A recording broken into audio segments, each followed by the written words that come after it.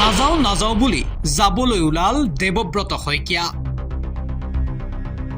15 বছৰে থকা বিধায়ক আৱাসটো নিজৰ ঘৰৰ দৰেই লগা হৈছিল। পিছে এতিয়া দিন সলনি হ'ল।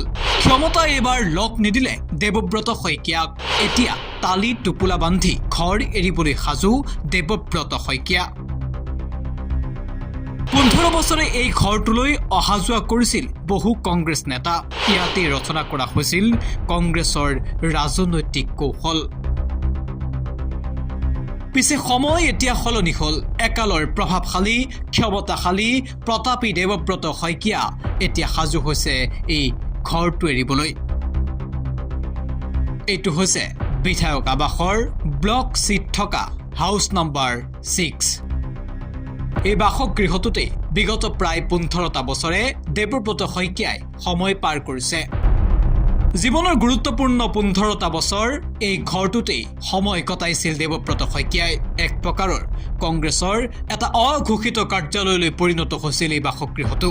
ইয়াতে ৰচনা কৰা হৈছিল কেতবোৰ ৰাজনৈতিক ৰণকৌশল। বহু উত্থান পতনৰ সাক্ষী হৈছিল এই ঘৰটো। 15 বছৰে থাকি এই ঘৰটো নিজৰ দৰে লগা হৈছিল দেৱব্ৰত শইকীয়াৰ। বিৰোধী দলপতিৰ দায়িত্ব পোৱাৰ পাছত আগে পিছে আৰক্ষীৰ গাড়ী লৈ এই ঘৰটোতে এণ্ট্ৰি মাৰিছিল দেৱব্ৰত শইকীয়াই। পিছে সময়ে সকলো সলনি কৰি পেলায়। তাৰে জ্বলন্ত উদাহৰণ দেৱব্ৰত শইকীয়া। কংগ্ৰেছৰ দুৰ্গ খ্যাত নাজিৰা দেইবাৰ দুৰ্গ খহিল কংগ্ৰেছৰ। বিজেপিৰ যুৱ নেতা ময়ূৰ বৰগোহাঁইৰ হাতত কেইবা হাজাৰো ভোটৰ ব্যৱধানত দেৱব্ৰত শইকীয়া এইবাৰ পৰাস্ত হ'ল। সলনি হ'ল নাজিৰাৰ ৰাজনীতি, সলনি হ'ল উত্তৰ অসমৰ ৰাজনীতি, শূন্য হ'ল কংগ্ৰেছ। আৰু এতিয়া এইদৰেই তালি টোপোলা বান্ধিছে দেৱব্ৰত শইকীয়াই। 15 বছৰে এই ঘৰটোত থাকি যিখিনি গোটাইছিল সকলো এতিয়া কাৰ্টুনত ভৰাই নিবলৈ ওলাইছে দেৱব্ৰত শইকীয়াই। ইতিমধ্যে বিধানসভাৰ পৰা জাননী জাৰি কৰা হ'ল। এই ঘৰটোত আৰু থাকিব নোৱাৰিব Debabrata Saikia.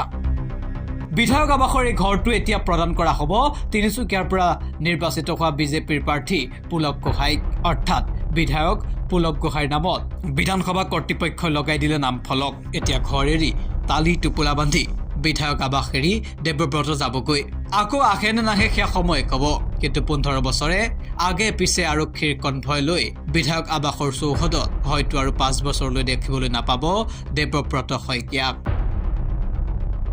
News desk, just the reality.